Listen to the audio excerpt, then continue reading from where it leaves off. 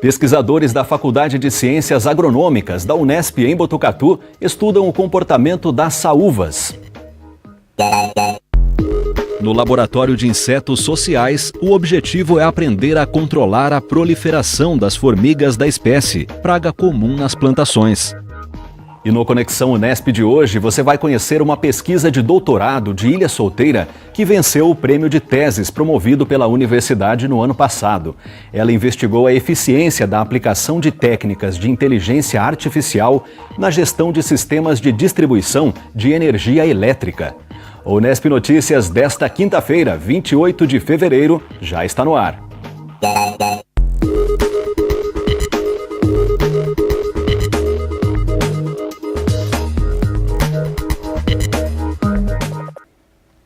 Boa noite. As formigas cortadeiras, também conhecidas como saúvas, são um pesadelo para muitos produtores agrícolas pelos estragos que causam nas plantações. Na Faculdade de Ciências Agronômicas da Unesp, em Botucatu, o laboratório coordenado pelo professor Luiz Carlos Forte reúne pesquisas que investigam estratégias para enfrentar este problema. Elas estão por toda parte. As formigas cortadeiras entram e saem dos ninhos em busca de alimento. Olhando de cima, esses formigueiros parecem só um amontoado de terra. Mas, na verdade, sob o solo, há uma complexa obra arquitetônica. Essa representação, feita na Unesp em Botucatu, ilustra bem a composição de um formigueiro com aproximadamente 2 anos. O ninho começa com uma fundação, a rainha faz um pequeno ninhozinho, né? Ela cava esse ninho sozinha, ela cava, fica mais ou menos a uns 18 centímetros de profundidade na média, em relação à superfície do solo. Depois nascem as operárias, essas primeiras operárias já constroem um canalzinho, aumentam a primeira câmara, né? Depois nascem mais operárias ainda, essas outras operárias vão construir mais canais, mais câmaras, e assim será o crescimento. Maior população, maior o tamanho do ninho. Eles podem ser comparados a uma cidade, onde as câmaras são as casas, locais de abrigo. Já esses canais ou túneis funcionam como as ruas, os caminhos para as formigas se movimentarem. Toda essa estrutura fica enterrada no solo, em uma distância que pode chegar a 8 metros de profundidade. Toda essa arquitetura é força de trabalho de milhares de indivíduos, né? As formigas, elas não têm uma planta, como nós temos uma planta de construção da casa, que nós podemos ler essa planta e falar, faça assim, faça desse jeito, constrói meu quarto aqui, minha cozinha aqui. Elas não têm. Elas são regidas por estímulos. Estímulos da umidade do solo, do geocentrismo, né? Esses estímulos todos, né, vão produzir no final aquilo que nós conhecemos, aquela complexidade que nós conhecemos. Luiz Carlos estuda o modo de vida das cortadeiras há 40 anos. Ele também coordena o LISP, o Laboratório de Insetos Sociais Praga, ligado à Faculdade de Ciências Agronômicas. Formado por alunos de graduação e de pós, o grupo desenvolve pesquisas sobre o modo de vida e o comportamento das 4 espécies de formigas cortadeiras, comuns no estado de São Paulo, também conhecidas como saúvas. Neste experimento, por exemplo, é possível entender como é feito o transporte de folhas para o ninho. Por ser um inseto social, cada formiga tem uma função bem definida nesse processo.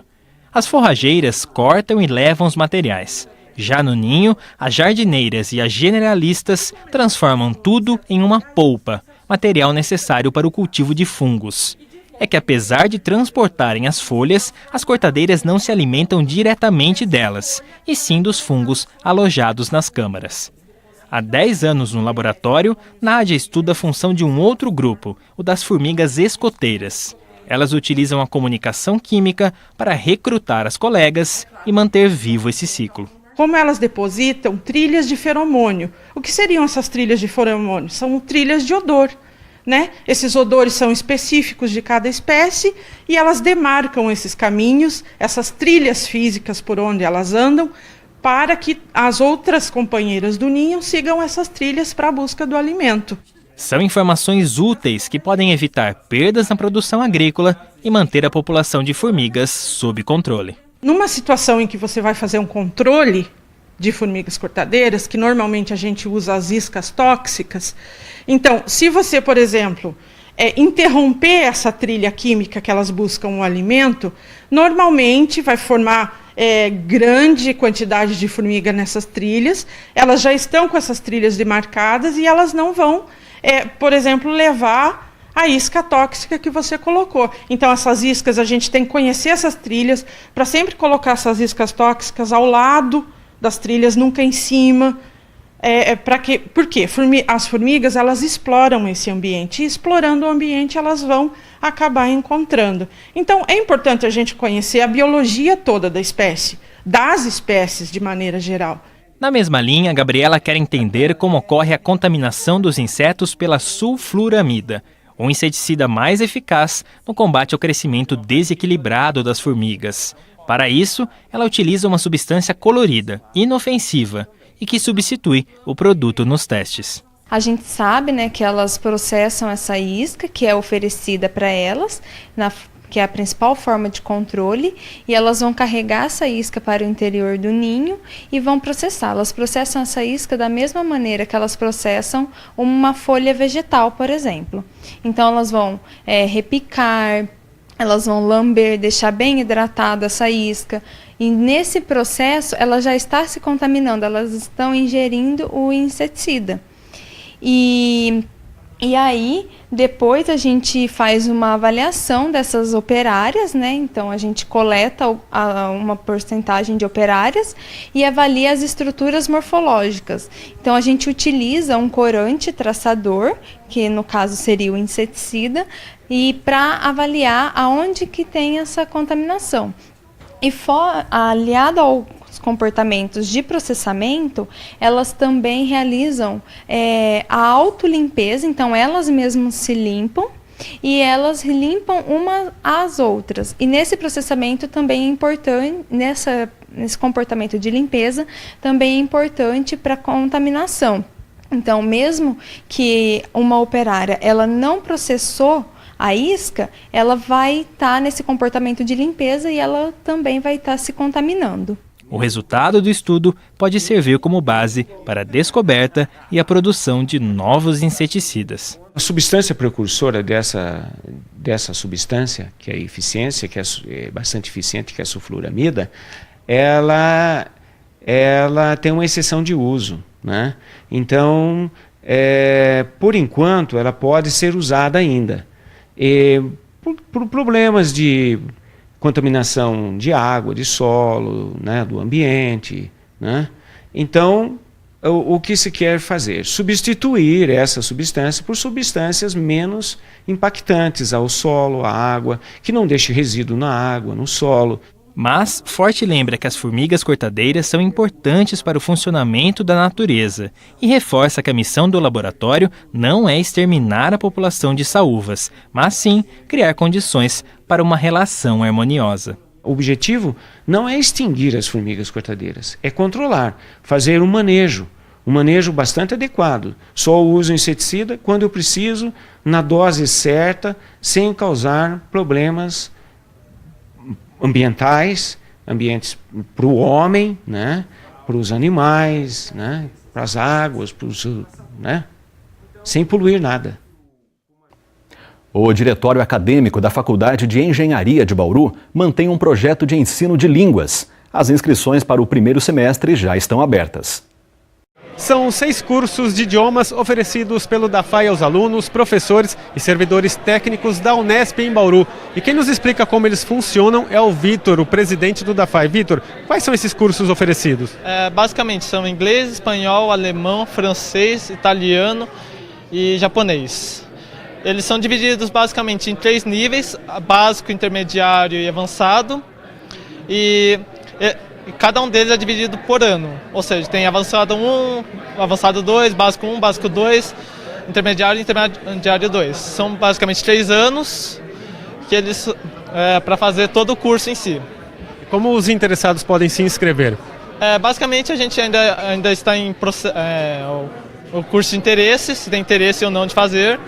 Eles podem se inscrever pela nossa página do Facebook E nele a gente vai, essas inscrições de interesse vão até o final de semana. E após esse período, a gente vai vai fazer as turmas, os horários, tudo certinho e repassar para os alunos que tiverem interesse. E basicamente ele vai ser, depois disso vai ser feito as aulas experimentais, logo depois do carnaval, que é onde a gente planeja começar. E após isso, se o aluno tiver interesse ou não, fazer a matrícula, né? Vim aqui pagar tudo certinho, como vai pagar. Muito obrigado pelas informações, Vitor. Então, outros detalhes sobre os cursos oferecidos e também o link para fazer a inscrição, você pode conferir na página do Facebook do Dafai ou então pelo telefone 3103-6411. Júlio Penariol para o Unesp Notícias. E chegou a hora do Conexão Unesp. Hoje nós vamos conhecer a Simone Frutuoso. Durante o doutorado no campus da universidade em Ilha Solteira, ela investigou o uso de técnicas de inteligência artificial na gestão de sistemas de distribuição de energia elétrica. O resultado colocou a pesquisadora entre os vencedores do primeiro Prêmio Unesp de Teses.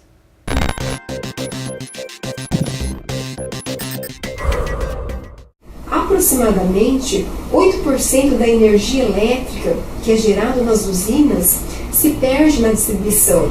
E isso significa perdas em dinheiro e através de aquecimento dos condutores e transformadores que liberam energia em forma de calor.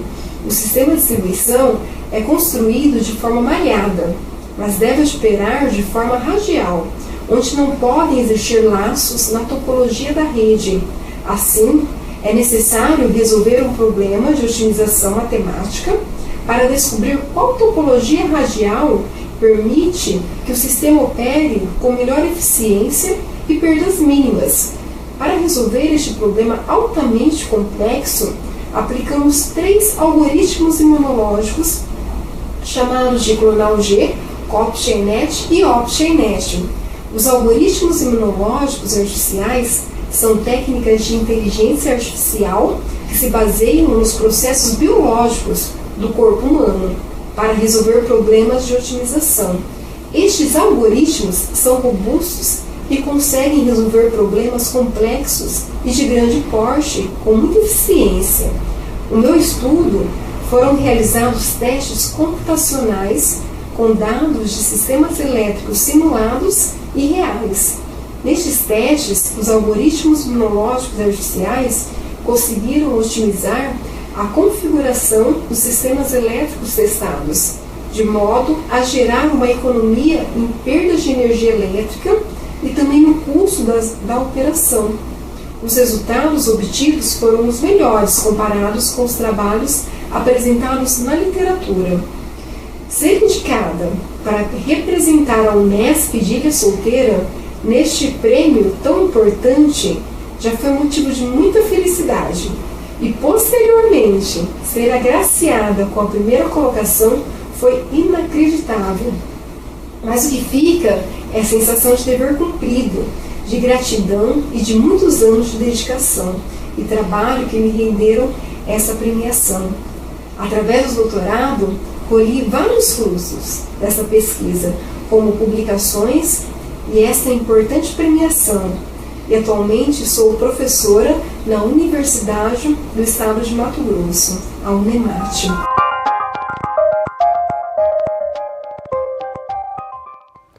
E o Unesp Notícias desta quinta-feira fica por aqui. Uma boa noite para você e até amanhã.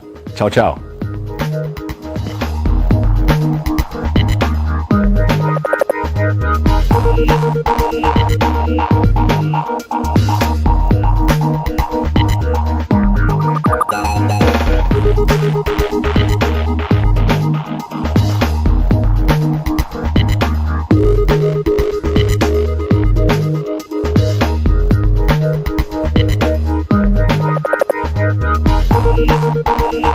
Thank you.